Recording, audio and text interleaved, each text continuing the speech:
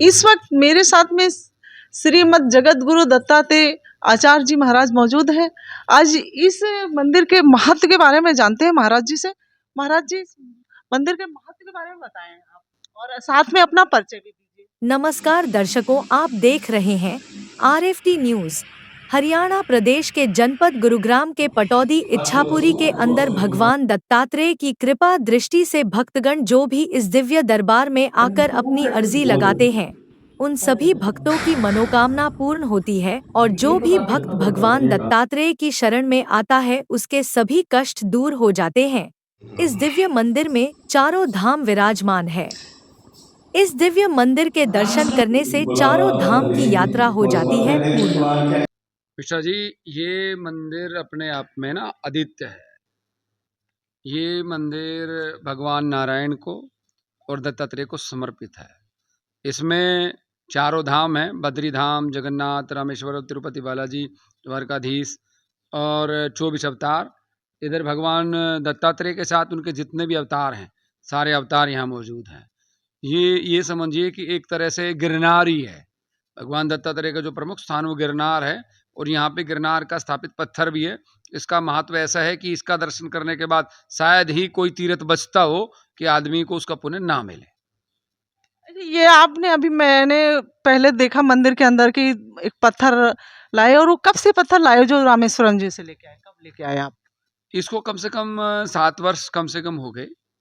मैं जब भारत की यात्रा पे था तो एक अंतराल में रामेश्वर में हम रुके, वहाँ रामेश्वर जी का अभिषेक कराया, और वहाँ पे हमने एक अखंड रामायण भी की। और उस अखंड रामायण के अंतराल हम उस पत्थर को यहाँ पे लेके आए। हमने पूरे भारत में सभी तीर्थों में लगभग 700 रामायणे कर दी है। तो इसको इतने दिन हो गए, तभी से पत्थर ये हनुमान मंदिर में विराजित है। और यहाँ पे दर्शन कहाँ कहाँ से लोग आते हैं भक्तगण? यहाँ पूरे भारत से लोग आते हैं, और देश और विदेश से भी लोग आते हैं। कई बार हम देखते हैं जर्मनी से, ऑस्ट्रेलिया से और अलग अलग जगह से लोग यहाँ दर्शन के लिए आते हैं, और चीजें चलती रहती हैं।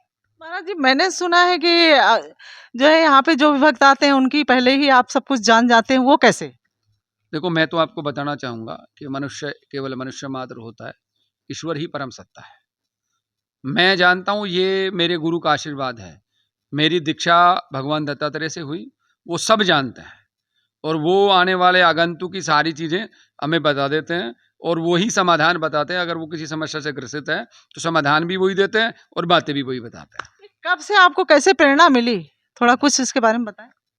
मिश्रा जी, मैं बाई बर्थ ही अध्यात्म से जुड़ा हूँ। क्या आप बचपन से ही जान जाते थे? बिल्कुल। कैसे, आपको अनुभूति कैसे होती थी? वो अंतर्मन में सारी चीजें चलती थी। लगभग मुझे 35 साल इस अध्यात्म सेवा में हो गया है, और 35 साल से जो लोग भी मुझसे जुड़े, जो भी शरणागत आए, जिसने जो मांगा उसको वही प्राप्त हो गया। वो बचपन से बड़ी बड़ी शक्तियाँ सामने सादृश्य थी, जैसे हनुमान जी हुए, और सिद्ध महात्मा बहुत थे, स्वयं शंकर थे। मैंने शंकर भगवान का दर्शन 1991 में 26 सितंबर को गंगा जी के घाट पे प्रथम बार किया। तो क्या आशीर्वाद दिया था शंकर भगवान ने? बिल्कुल। उस समय मैं अपने, आपको पता कैसे चला कि शंकर भगवान है? ऐसा हुआ मेरे साथ, ये घटना मैंने आज तक किसी के साथ शेयर नहीं की, लेकिन आपके साथ शेयर करता हूँ। 25 सितंबर को मेरे फादर एक्सपायर कर गए थे, और मैं उनकी अस्थियां लेके गंगा जी के घाट पे गया था, और अस्थि प्रवाहित करने के बाद मैं वहां बैठकर रो रहा था। और मेरे रोते रोते एक महात्मा जी मेरे पास आए, और वो कहे, बच्चा क्यों रो रहे हो? मैं कह, जी मैं इसलिए रो रहा हूँ कि मेरे पिता का देहांत हो गया। तो मेरे को कहने लगे, पिता का देहांत हो गया तो कोई बात नहीं, पर जगत पिता तो है ना। मैंने कहा, जी कौन जगत पिता? मैं तो किसी को जानता नहीं। तो उन्होंने मुझे एक लॉकेट दिया त्रिशूल का, उसमें शंकर लिखा था, और कहने लगा, तू इसको धारण कर, शिव तुम्हारे पिता और पार्वती तुम्हारी माता है। उसके बाद वो महात्मा गायब हो गए, और तब से मैंने ये धारणा कर ली कि शिव मेरे पिता और पार्वती मेरी माता है, और उसी चीज को लेकर मैं आज तक चल रहा।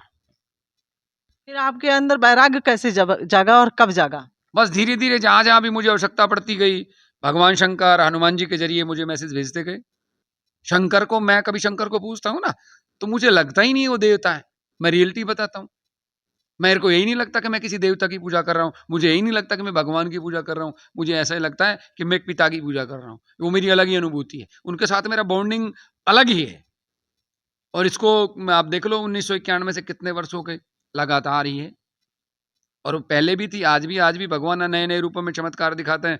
जब मैं पूजा करता हूँ, कभी ओम के रूप में प्रकट हो जाते हैं, कभी त्रिशूल के रूप में प्रकट हो जाते हैं, कभी नाग प्रकट हो जाती है, अलग अलग चीजें होती रहती है। क्या साक्षात हो जाते हैं? साक्षात हो जाते हैं, साक्षात।